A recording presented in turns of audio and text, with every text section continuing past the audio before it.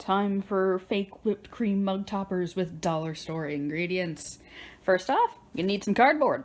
This just like a cutting board piece that you can move around. You're gonna put things on there to dry so you don't mess them up. Some paper, any kind of paper. It could be newspaper, it could be tape you folded in half. This is just to make a quick little stencil. Scissors, cutting things, pen, drawing things.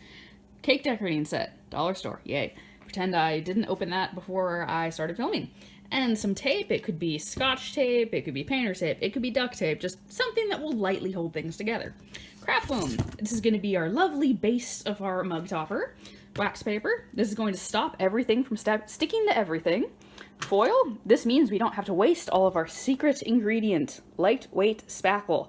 And it does have to be lightweight, other kinds are too dense and they won't work for this. Something to mix in. I got dollar store Tupperware. And something to mix with dollar store plastic silverware. And the cups are optional, but if you're going to be mixing paint, super useful to have. Also pretty optional, a tall cup. This is just handy for putting your cake decorating bag in while you're filling it. And it blocks the camera. And then the fun stuff, embellishments. So paper straws are going to have a much better chance of sticking to your spackle than plastic, so I recommend those. And you get some plastic beads, some glitter. Quite frankly, glitter is not optional. You must have glitter. So I'd agree.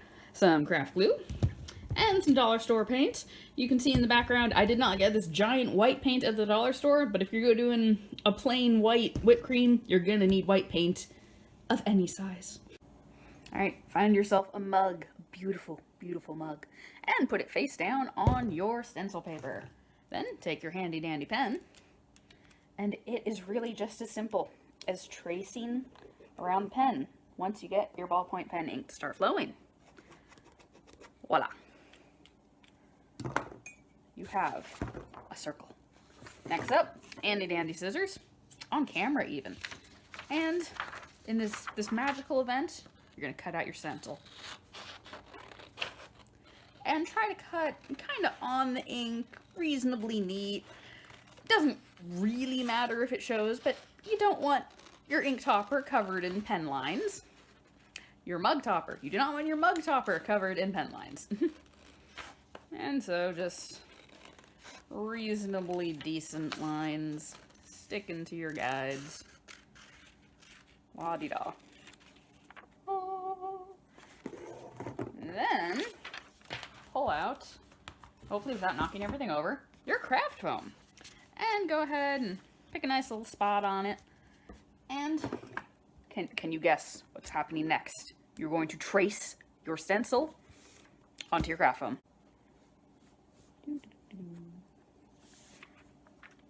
Beautiful, stunning, magnificent. Scissors. And so more ground bakery stuff here. You just cut out your pattern. Again, try and follow your guidelines. Make it reasonably tidy. I mean, if you want a jagged-edged mug topper, that could actually be a fun project. Report back. I want results. Or maybe I'll make a video about that at some point. We shall see. For your basic circle, it is your basic circle. And ta-da! Next up, grab your trusty old cardboard and your wax paper. And you are going to just pull the wax paper out to cover. Make sure you have enough. And then you're going to cut it. I already cut a piece, so I don't want to use up more wax paper before I have to. But put your wax paper, let's see, on camera. Go ahead and put your wax paper on your cardboard. Then flip it upside down and fold your edges over and use your tape to go ahead and stick it to your cardboard just so it's not wiggling around. I already have some tape on here, so I'm just going to press it back down. And then same thing on the other side, pull it tight. Don't want it moving around while you're working. And press that tape down. Work surface. Now, if we just use this and just put spackling right on there, we would have to use a ton, but we're poor, and so we have foil to work around that problem. So start by just grabbing a chunk of foil and mush it into a ball. And you are going to want the bottom of it to be relatively flat. So if you find an area that looks kind of flat, then just put it on your surface, smush it flat. And then you can see it's a very sad little dollop. We want more. We want awesome whipped cream. So I discovered, grab another sheet. Go ahead and just wrap it up like a pyramid, a present to yourself. And try and maintain that flat bottom a little. And this gets us an okay top, but now the sides are looking a little sad, so you guessed it, another small sheet of foil. And this one can be shorter than the other two, because you're going to, you don't have to fold it neatly, you actually kind of want to crinkle it a little. So in this case, the airspace is going to save us spackle. We aren't going to waste it. So you got your loose, crinkly ribbon of foil, and just wrap it around the base. And you can have it going just around if you really need that extra width of filling in. And you can start bringing it up and around the edges if you notice that it's still looking a little sad. So repeat. Crinkle it up a little. And I'm going to start around where I left off. And you kind of can just make your faux swirl out of foil. Alright, and then just kind of crimp it together so it holds.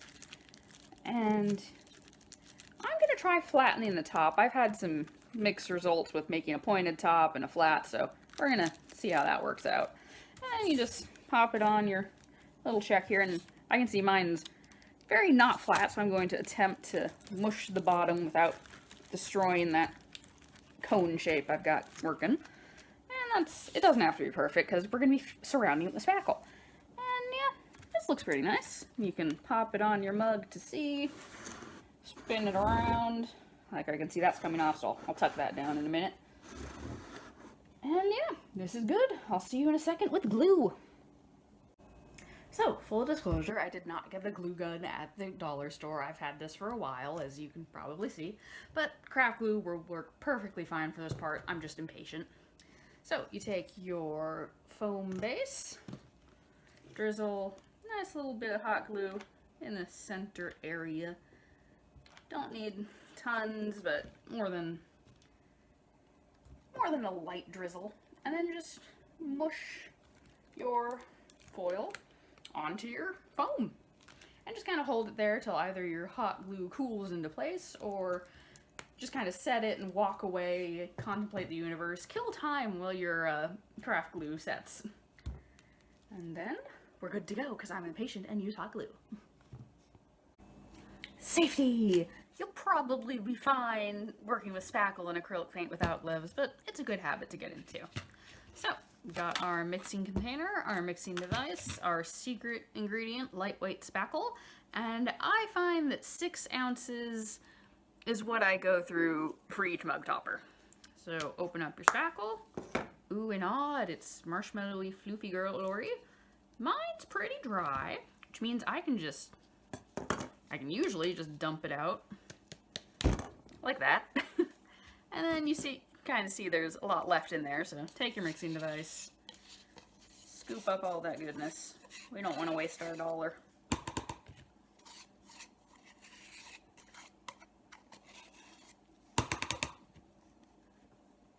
Okay. And so, step 1, break it up a little bit. You don't want just a monolith of spackle. Alright, that's a good start. And so, if you can see, it's not really a pure white, it's like a really grayish white, and that is where our white paint comes in. And I've just stuck mine in a little squeeze bottle I had sitting around. If you really want one, you can get these at the dollar store too. I just find them a lot easier to not make a huge mess with. And so, just start with a, let's say a half teaspoon to a teaspoon of white paint, and just start mixing it in. And something to keep in mind as you're mixing your spackle, we're not going to hit the danger zone for a while, but if you make it too wet, it will not hold its shape at all. And if you see how low I'm holding my spoon, that's because I have like a hairline crack at the base here, and I don't want to get a new spoon. So I'm trying to stretch it as far as it can go. And so just stir. Don't go crazy. Don't stir as hard as if you were really making real whipped cream. That'd be crazy. But just get your paint incorporated, and it'll start to smooth and fluff a bit. And so I can see mine, the color's improved, but I've still got plenty of room texture-wise to work with. I have learned through bitter experience that this is way too thick to get through my piping bag, so a little more paint. That's probably, I don't know, half teaspoon or less I just put in, probably less. And you may or may not be able to tell, but it's starting to stir easier. And just keep on mixing. Put on some music if you're not filming a YouTube video.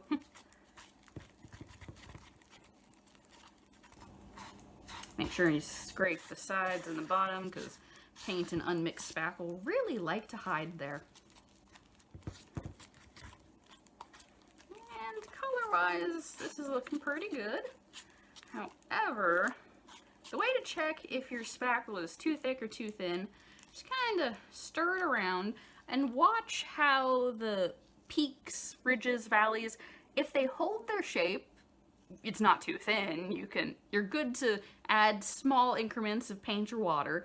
But if they start melting down, like as soon as you stop stirring, they just melt back together, it's gonna be a train wreck. You're gonna have to let your spackle dry out before you use it. Trust me, I've tried. Let's see. So mine, like I said, from bitter experience, it's holding its shape, which means it's not too wet, but it feels like it's still too thick to put through a piping bag, especially the dollar store piping bag. So I'm adding another little squirt of paint there. Stir, stir, stir.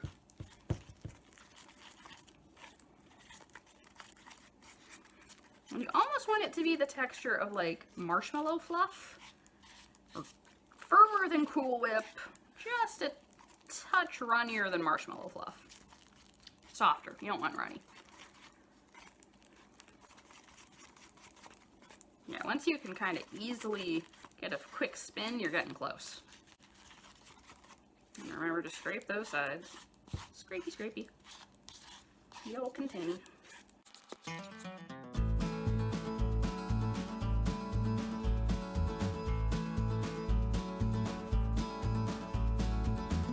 Okay, so it's getting pretty close now. And I'm just gonna give it a little stir through because it feels pretty soft. And then I'm just gonna stare at some of the ridges to make sure they aren't collapsing, and you can also like pick up on your spoon and look. Like you see up top here how they're not melting down, they're holding their shape. That means it's a good working consistency. And then just kind of, I poke at it with a spoon and hope. And because every other time I've done this it's been too thick, I'm gonna go ahead and add a touch more paint. Now you can add water as well, and that will be very sparing. Earlier I poured water straight out of the spackle cup, and you can get way too much in a split second, and then later on I will show you what happens if you try to work with that. It doesn't end well, unless your goal is melted ice cream.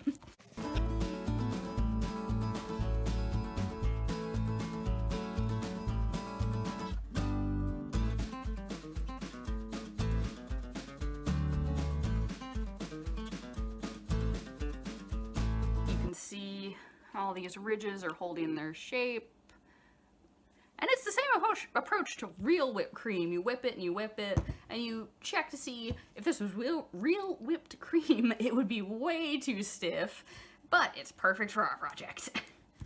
So I'm gonna set this here and get my cake decorating stuff. All right, through a bit of trial and error, I found that this tip, the one with the purple line leaning to it, was my favorite.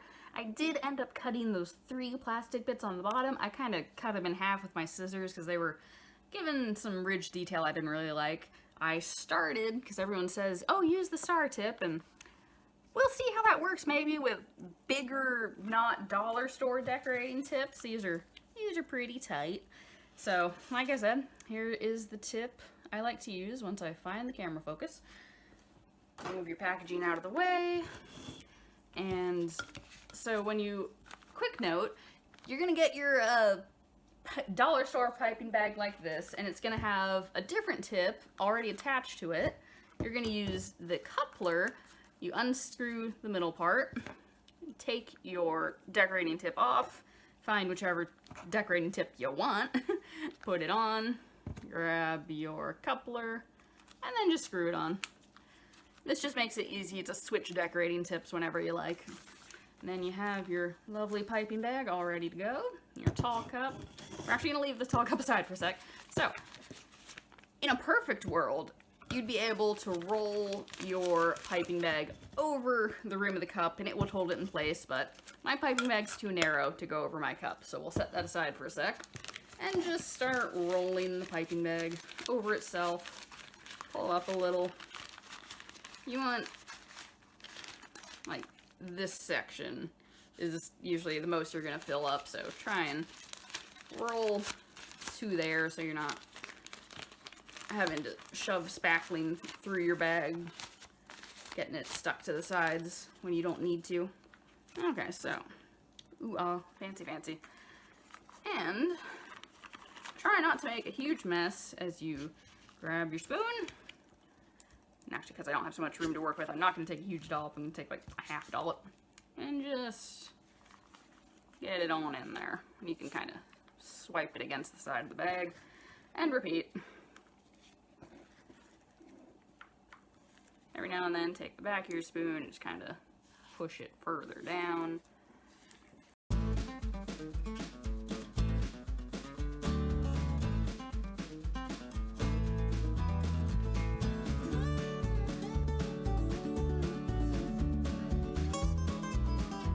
This comes in handy. You can rest it in here when you need two hands to start scraping your bowl.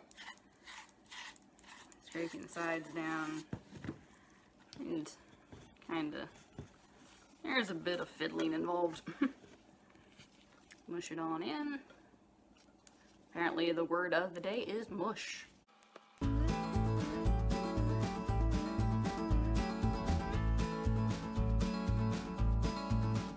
And if it does turn out that your piping is too thick to go through your bag, the easiest way to unfill it is, if you remember how I was demonstrating how to use the coupler earlier, take the coupler off, and then you have a much bigger hole to squeeze your spackling through, and it should be able to go through there, so you can empty out the bulk of it like that, and then just use your finger to get whatever else won't go through. I've unloaded many a piping bag in the past couple days. If we're lucky, this will be the first batch I don't have to unload. And then you can just put your thumb against the edge of the bag and scoop out the interior of the spoon in the back. And magical moment. Roll your piping bag back up and start twisting the top a little. I'm not gonna super do it because I'm actually just gonna toss it in my cup here to sit while I get the next step set up. Thumbs up on camera this time. Quick announcement that I almost left out. If there's any chance you are ever going to want to use your mixing stuff again, now is the time to stick it in the sink and either just fill this with water and let it sit, or just like lightly wipe it and clean it out, because when everything is wet, super duper easy to clean. Once it dries, not so easy. So either clean your stuff or fast forward a bit and we'll get to the fun part. So grab your trusty cardboard covered in wax paper work surface from wherever you briefly abandoned it, and your, let's call this your base, and plop it on. And you're gonna take, alright, quick thing before I pick up the piping bag and show you how to start that up. The goal is to start piping just outside. Like, you want most of it on the foam, but you want a little bit overhanging it so that it covers the foam. So that's what we're gonna be aiming for when we start. And then you pick up your piping bag, and you want to twist the top down. Initially, just twist it to kind of close it. And then I find it useful to just push and move all your piping to the front of the piping tip. And as you have extra space, just continue twisting and pushing and moving your piping along. And I find that I want this triangle side of the piping tip to face the outside of my base because I like the shape it gives more than the inner bit. So we aim for the corner and start pressing your piping bag and hoping. And we've done it! The first batch I haven't had to remake! And you can do it one-handed. Use your other hand to gently turn it.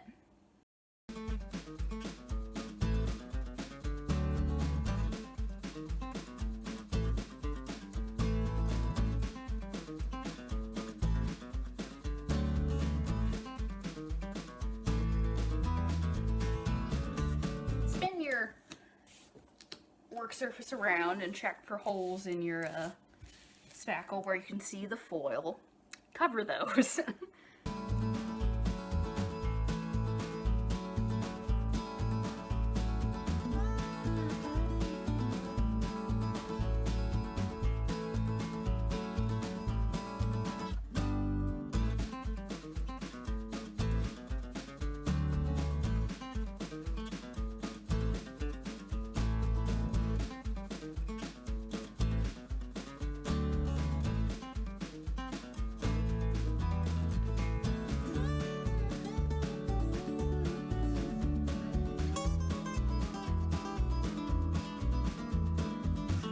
Careful, if you can see, my piping bag's actually about to slip off of my piping tip, so that probably means I'm pressing too hard.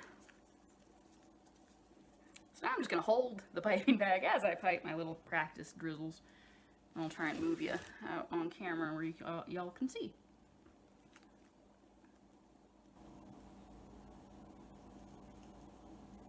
Oh, and I've discovered a way to make ribbons. And you know what? I don't feel like putting this back on, so we're just gonna plop out some ribbons. Maybe I'll make a decoration out of those, who knows? I don't know what I'll do with this. Maybe I'll save it for my next batch. I'll just pop it in here. Move this out of the way. Empty out the dregs. So yeah, be mindful. You'll know your spackle is way too thick if you're pressing so hard that early on your decorating tip comes off. Later in the process, meh. Alright, so I'll clean that up later. Pop a lid on that. Keep it hydrated.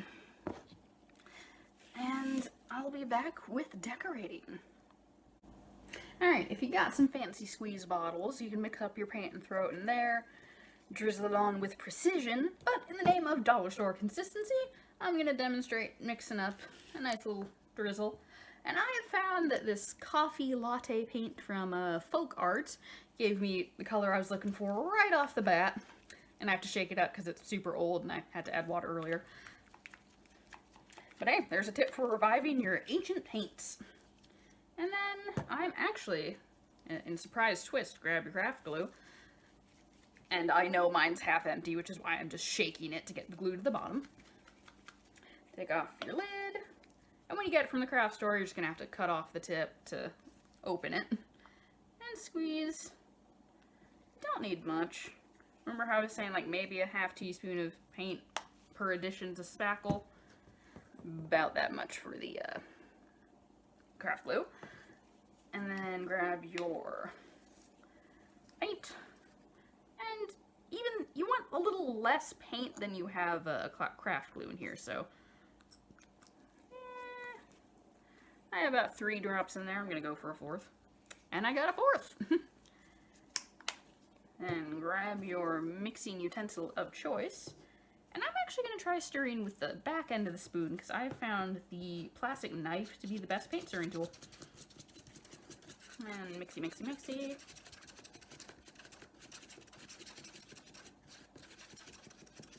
Alright, and I'm going for some kind of like caramel drizzle.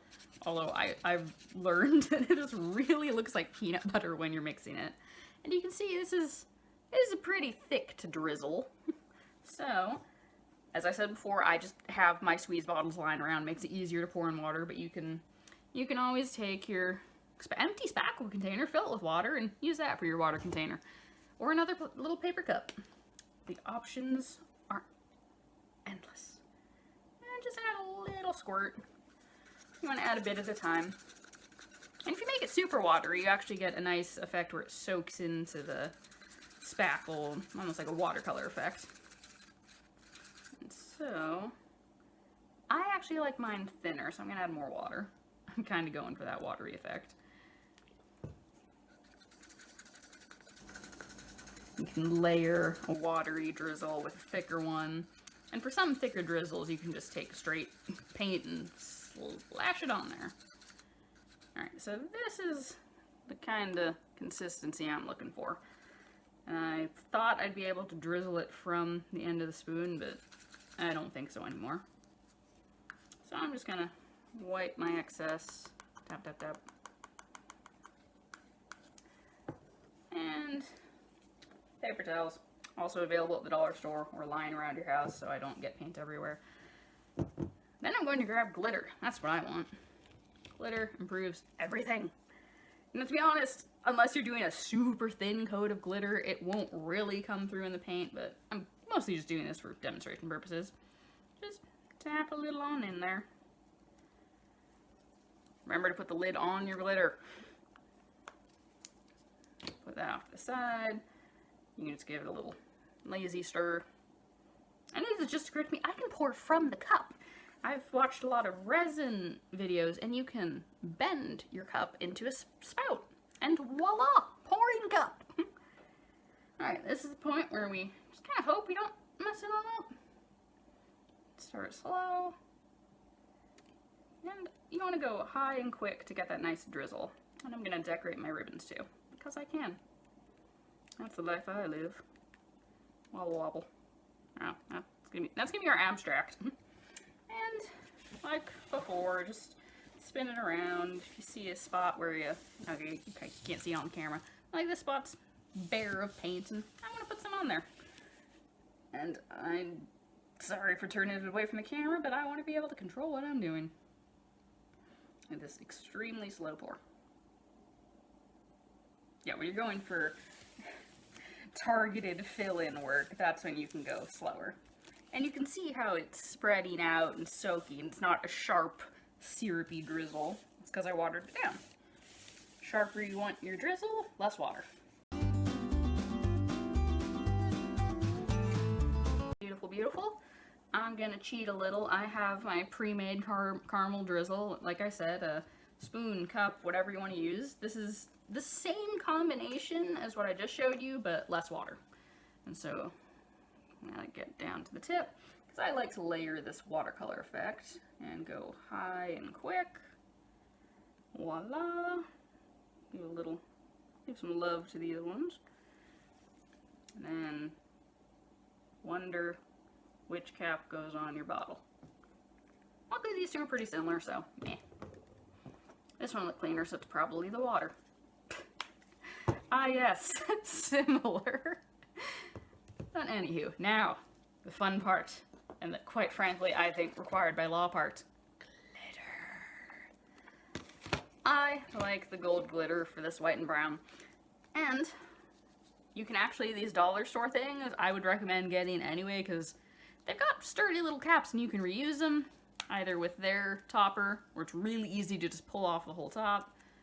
I want some control here. So, just a little shaker bit for me. And hold it high like you did for your drizzle. Tap, tap, tap. Get a nice dusting on there. Move it around. Do-do-do-do-do. Rotate your board so you can see new places. Learn new things.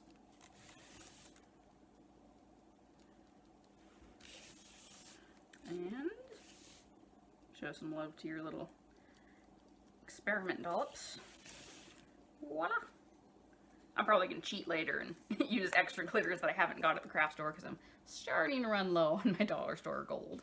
And you can add the red for, I don't know, apple effect. Red and green Christmas, it's coming up. But, ooh and all, but don't touch your creation yet. You have to let it dry. Ideally, let it dry for 24 hours. If you're impatient, more like 12.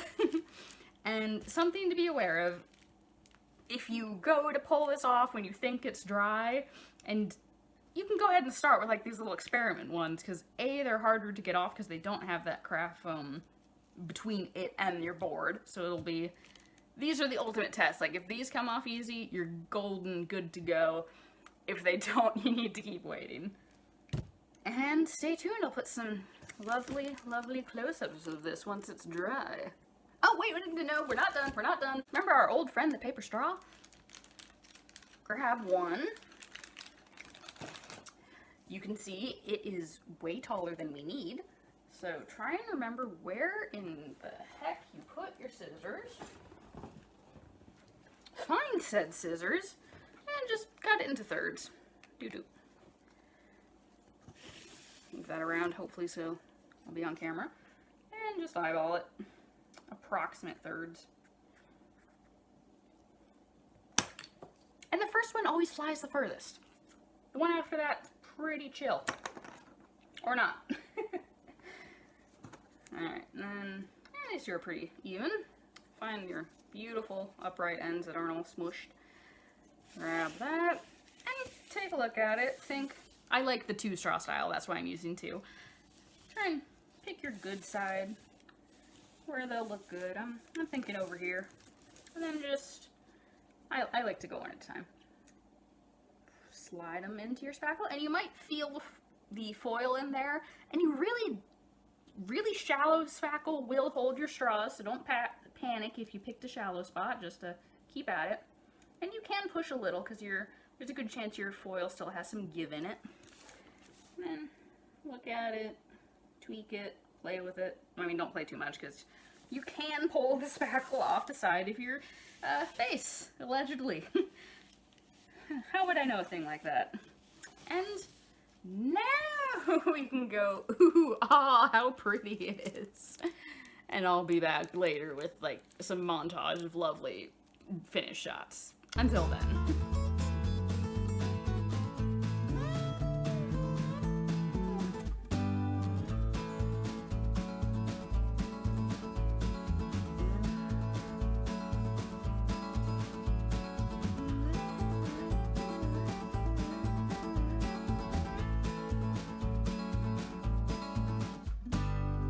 You thought I forgot.